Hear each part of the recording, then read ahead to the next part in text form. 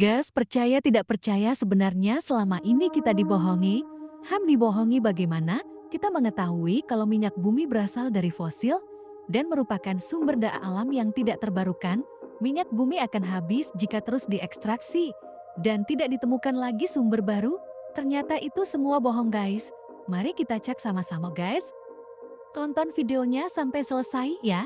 Pencetus pertama hipotesa minyak bumi berasal dari fosil adalah Mikhail Lomonosov, seorang cendekiawan besar Rusia. Pada tahun 1757 mengajukan sebuah hipotesis bahwa minyak bumi berasal dari fosil sisa-sisa makhluk hidup.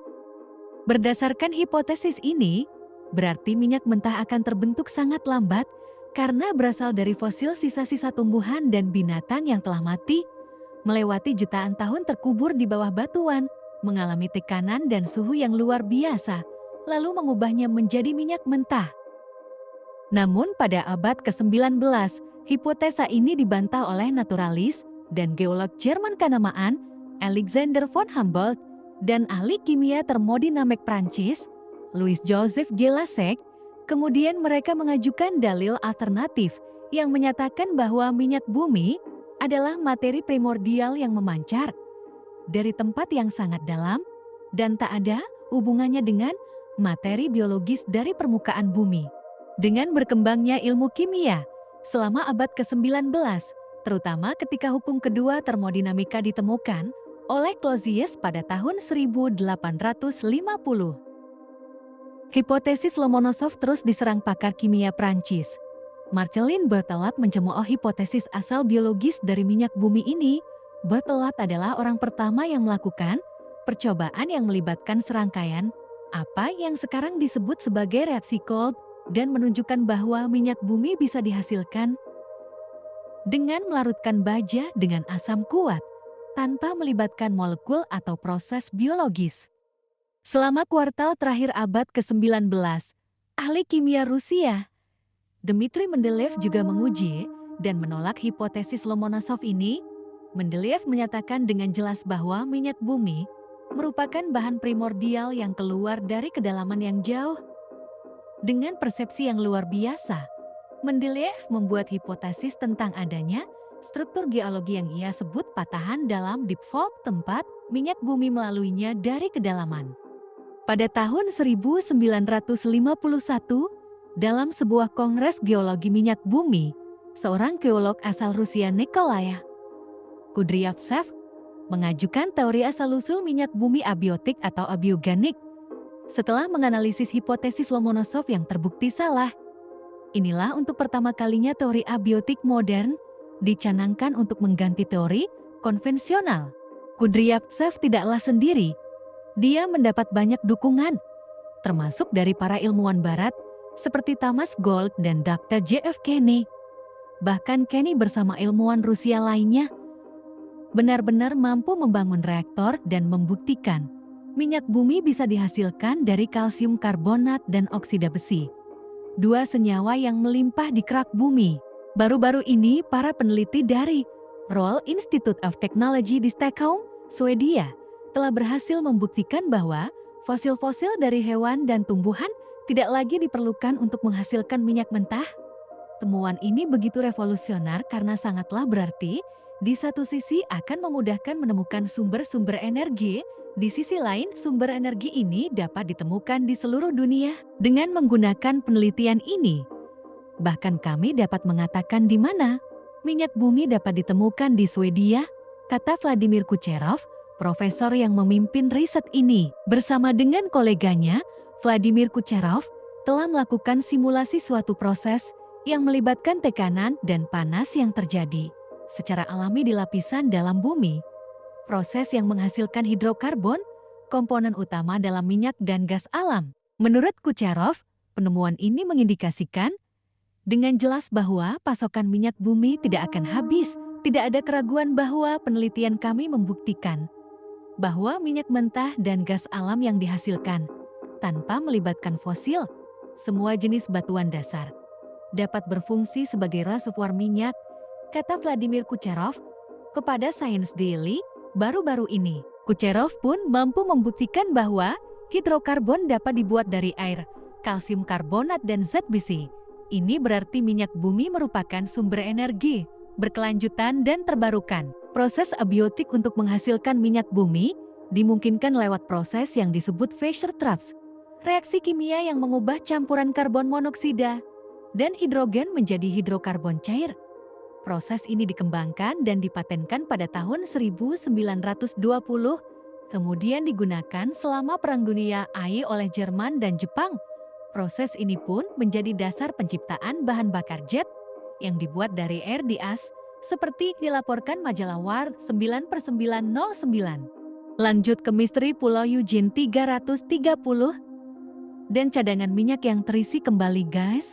Pulau Eugene merupakan ladang minyak di Teluk Meksiko.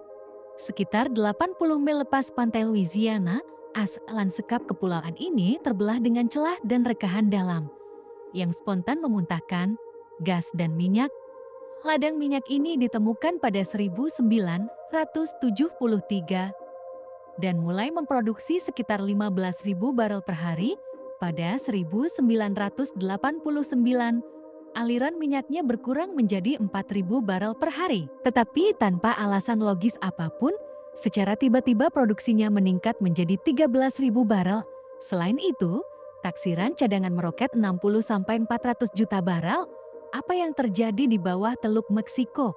Yang ditemukan para peneliti ketika menganalisis ladang minyak ini dengan pencitraan seismik 3D, ternyata ada patahan dalam yang tidak bisa dijelaskan. Dan minyak telah memancar dari suatu kedalaman yang tidak diketahui sebelumnya dan bermigrasi ke atas melalui batuan untuk mengisi pasokan yang ada. Apa yang terjadi di bawah Teluk Meksiko? Di sana sebelum tahun 1989, dugaan kuat minyak mentah yang baru muncul dari sumber yang berbeda, sumber yang tidak bisa dijelaskan. Perkiraan terakhir dari cadangan minyak, kemungkinan naik dari 60 juta barel menjadi 400 juta barel. Baik ilmuwan dan ahli geologi dari perusahaan-perusahaan minyak besar telah melihat bukti dan mengakui bahwa ladang minyak Pulau Eugene mengalami pengisian ulang sendiri. Sumber minyak dari suatu kedalaman di Pulau Eugene sangat mendukung teori Thomas Gold yang ditulis dalam bukunya The Deep Hot Biosphere. Gold menetapkan minyak bumi sebenarnya adalah aliran primordial terbarukan yang terus-menerus diproduksi oleh bumi. Dalam kondisi panas dan tekanan yang luar biasa, ketika zat ini bermigrasi ke permukaan, ia diserbu oleh bakteri, sehingga minyak bumi tampak seperti memiliki asal-usul organik dari zaman dinosaurus. Sumber minyak di Pulau Eugene, serta gagasan Gold membuat insinyur perminyakan bertanya-tanya tentang situasi yang sama di ladang minyak Timur Tengah yang tak ada habisnya. Timur Tengah memiliki lebih dari 2 kali lipat cadangan minyak dalam 20 tahun terakhir, meskipun setengah abad dieksploitasi dan penemuan baru relatif sedikit, ujar Norman Hine, seorang profesor di Universitas Tulsa, Oklahoma. Teori yang tak konvensional. Teori abiogenik tentunya akan berubah menjadi benar. Katanya, keberadaan ladang minyak yang bisa memperbaharui pasokan sendiri, menghancurkan mitos teori asal-usul minyak, dan jika minyak memang benar-benar berasal dari zat anorganik alami, maka bagaimana bisa dikatakan minyak adalah energi tak terbarukan? Jadi anggapan tentang minyak bumi berasal dari fosil, itu cuma hoax guys, dan anggapan minyak bumi merupakan sumber daya alam yang tidak terbarukan juga hoax ya guys. Oke guys, seperti biasa kita bahas untuk apa sih sebenarnya kebohongan-lebohongan ini dan bagaimana penjelasan beserta fakta-faktanya. Yang pertama, sebenarnya ada kelompok-kelompok rahasia atau kepentingan tersembunyi yang mengendalikan industri minyak bumi untuk keuntungan mereka sendiri. Yang kedua, sebenarnya minyak bumi adalah sumber daya abadi. Minyak bumi sebenarnya bukan bahan bakar fosil yang terbatas, melainkan sumber daya alam yang dapat diperbarui.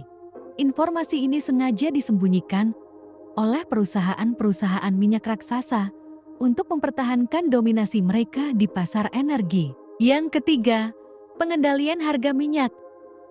Negara-negara produsen minyak utama seperti anggota OPEC berkolusi untuk mengatur harga minyak dunia. Demi keuntungan mereka sendiri, mereka sengaja mengurangi produksi minyak untuk menciptakan kelangkaan dan menaikkan harga. Yang keempat, perang karena minyak. Banyak konflik bersenjata di dunia ini sebenarnya dilatar belakangi oleh kepentingan ekonomi terkait minyak bumi. Negara-negara besar dituduh menggunakan kekuatan militer mereka untuk mengamankan akses ke sumber-sumber minyak di negara lain. Yang kelima, energi alternatif yang ditekan. Teknologi energi alternatif yang lebih bersih dan ramah lingkungan sebenarnya sudah tersedia. Namun sengaja ditekan oleh perusahaan-perusahaan minyak karena mengancam bisnis mereka. Nah, sudah jelaskan gak semuanya? Apa masih ada yang percaya minyak bumi berasal dari fosil? Wika. Sekedar tambahan dari pemikiran saya sendiri, apabila minyak bumi berasal dari fosil itu keliru, karena lemak hewani tidak akan mengeluarkan gas oktan. Dan juga kalau terkena suhu rendah, akan menjadi lemak jenuh kental. Tidak mencair serta bau amis tidak hilang. Oke guys, sampai sini dulu. Nantikan konten-konten selanjutnya ya.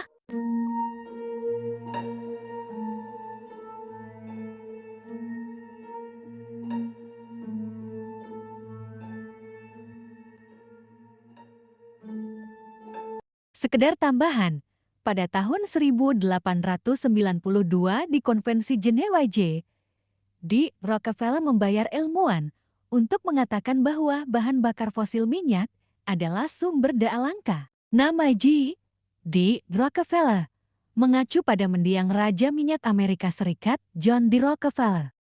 Sebuah memo internal perusahaan besar Chevron bocor ke publik.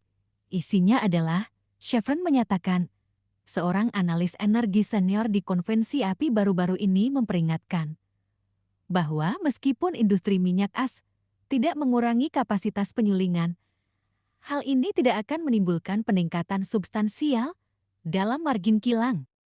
Memo ini semakin memperjelas bahwa gagasan untuk pengurangan dalam kapasitas penyulingan dan pembatasan dalam membuka kilang baru tidak datang dari organisasi lingkungan, seperti yang dikatakan oleh para produsen minyak, tetapi melalui kebijakan yang disengaja dari mereka sendiri. Program Illuminati di balik kebohongan, keterbatasan alam dalam produksi minyak bumi.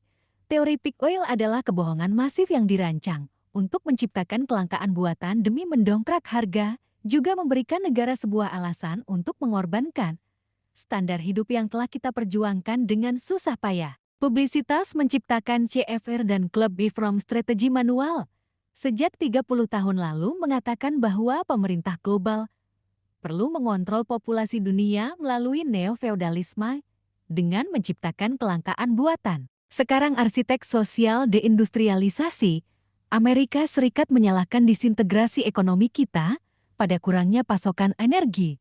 Sekarang ekonomi dunia telah menjadi begitu terpusat melalui operasi globalisasi. Mereka akan terus mengkonsolidasikan dan menyalahkan pemakaian berlebihan atas bahan bakar yang bersumber dari fosil. Sementara pada saat yang sama, mereka juga menghalangi pengembangan dan integrasi teknologi bersih yang terbarukan. Dengan kata lain, sumber minyak bumi yang dinyatakan dari fosil makhluk hidup adalah kebohongan besar untuk menciptakan kelangkaan buatan dan mengendalikan harga. Sementara itu, teknologi bahan bakar alternatif yang telah ada selama beberapa dekade juga sengaja ditekan pengembangannya. Peak oil adalah sebuah teori yang dikemukakan oleh elit, oleh industri minyak. Dan begitulah realitanya dunia ini yang penuh dengan kepalsuan. Teori bahwa minyak bumi berasal dari sisa fosil biologis zaman dahulu memanglah sebuah kebohongan besar dari para elit Zionis Illuminati yang memang sejak awal menguasai bisnis minyak, media, dan institusi pendidikan. Illuminati ingin menggunakan propaganda peak oil untuk menaikkan harga minyak dan mengeksekusi rencana depopulasi dunia mereka.